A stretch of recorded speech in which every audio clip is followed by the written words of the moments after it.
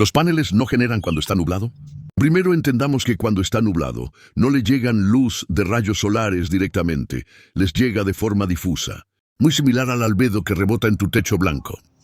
Aquí la luz solar llega directamente en los paneles, generando cerca de 12 amperes.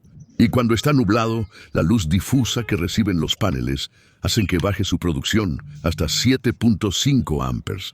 Esto significa que tuvimos una pérdida aproximada de 37%.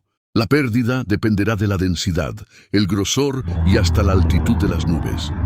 Pero eso no significa que les guste el calor a los paneles. Los paneles se alimentan de energía solar, no térmica, por lo que el clima ideal es soleado, pero con temperatura fresca.